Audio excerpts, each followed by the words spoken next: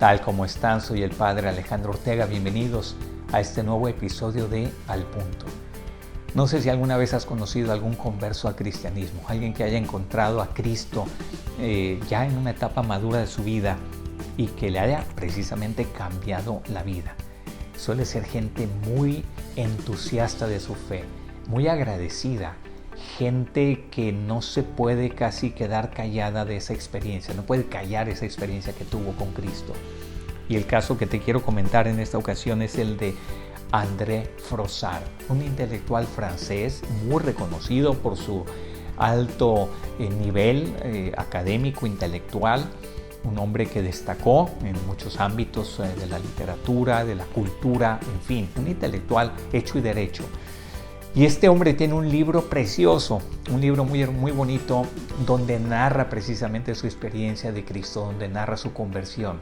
El libro se llama Dios existe, yo me lo encontré. Y en ese libro explica cómo él vivía, nació y creció en un pueblo de Francia donde no había ni siquiera iglesia. Tenía algunos amigos judíos, tenía algunos conocidos que luteranos me parece también, y de alguna otra confesión por ahí, pero él y su familia eran absolutamente ateos.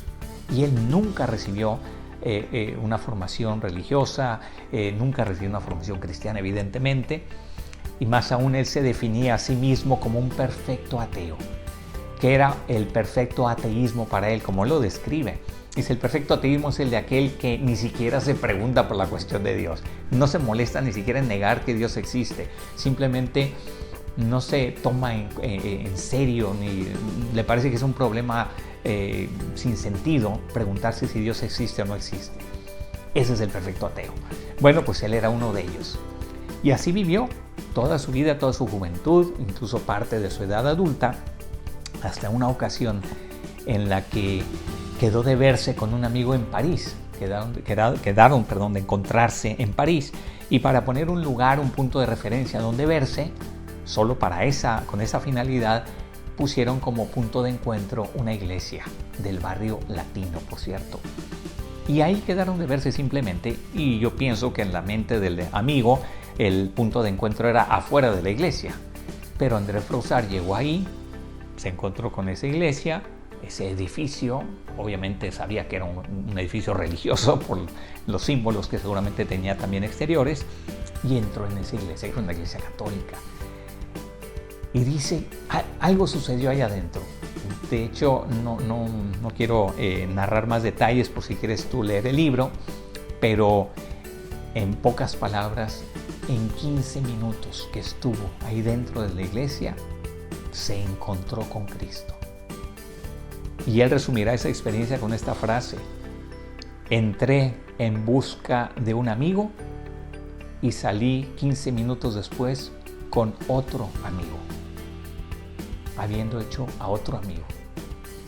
Que ese amigo, insisto, le cambió la vida. André Frossard ya falleció, pero su legado intelectual y sobre todo su experiencia de conversión vale la pena leerla, conocerla, y de alguna manera los que ya somos cristianos de toda la vida, a los que hemos nacido y crecido en un ámbito católico cristiano, que recibimos desde niños, desde bebés, los sacramentos, la iniciación cristiana, y que toda nuestra vida hemos tenido una cierta relación con Cristo, estas conversiones nos pueden ayudar a abrir los ojos, como a mirar de nuevo nuestra relación con Cristo. Y es lo que yo quiero proponerles en esta reflexión, tomando en cuenta lo que dice el Evangelio de San Juan, justo en el primer capítulo, cuando Juan el Bautista dice públicamente, dice abiertamente: he ahí al Cordero de Dios que quita el pecado del mundo. He ahí el Cordero de Dios. Lo hace como un primer gran testimonio de la presencia de Cristo que estaba acercándose en ese momento hacia él. Esa frase de Juan el Bautista se repite en todas las misas, precisamente en el momento en el que Cristo se está acercando a cada uno de nosotros en la comunión. Antes de recibir la Eucaristía, el sacerdote, antes de darla, dice: este es el Cordero de Dios que quita el pecado del mundo.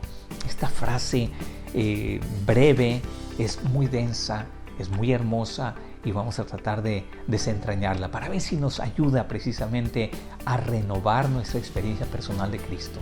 Hace poco estaba en una preparatoria hablando con los muchachos en una misa, estaba celebrando la misa y en la homilía les dije esto: ¿cuántos de ustedes saben mucho acerca de Jesús?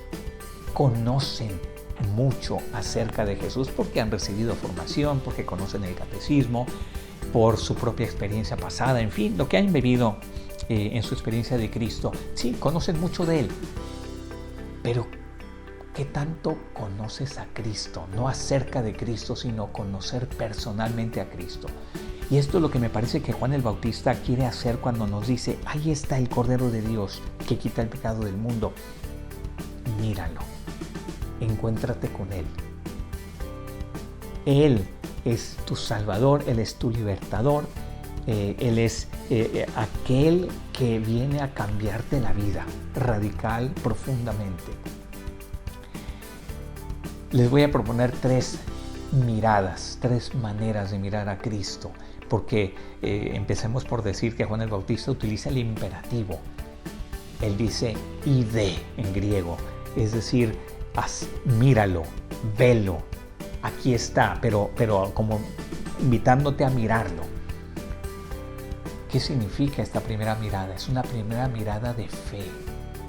Es la primera invitación que se hace a la fe cristiana.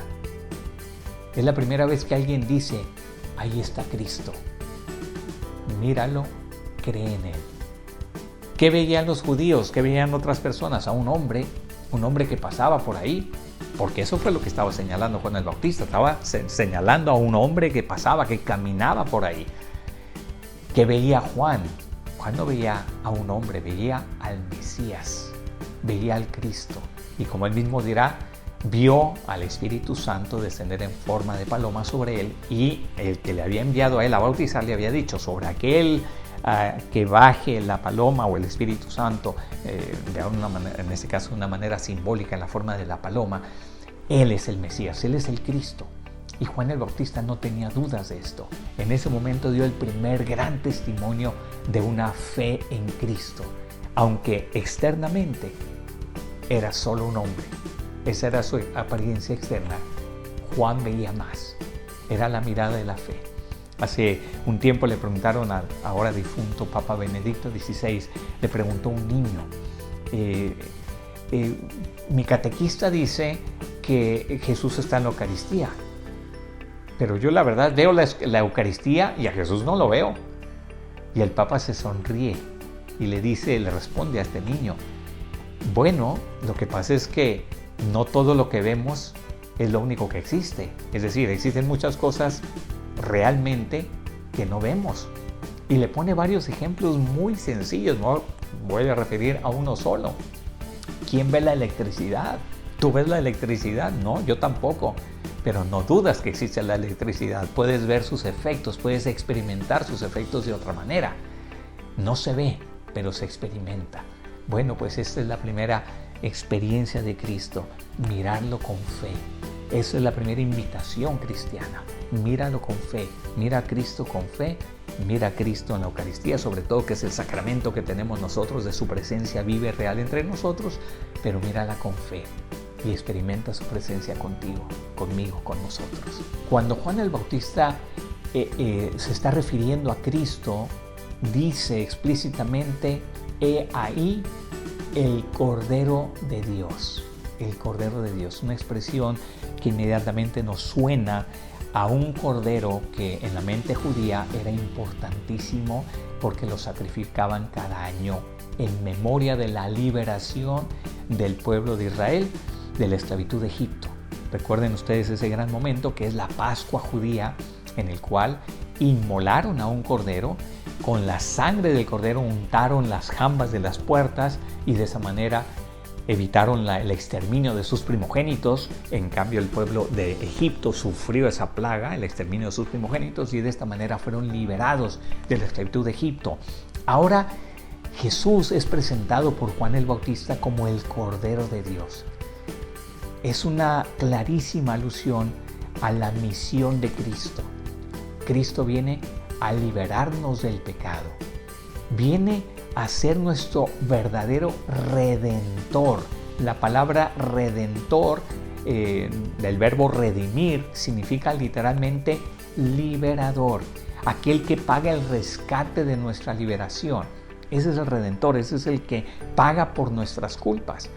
Y de hecho, es el término que utiliza tanto Juan el Bautista en griego como en latín, no es que quita el pecado, sino es que toma sobre sí el pecado del mundo. Toma sobre sí. Esto es mucho más compromiso de amor que el simplemente borrar un pecado, quitar un pecado, eliminar un pecado. Pareciera que esa es la traducción más correcta, pero en realidad es tomar sobre sí.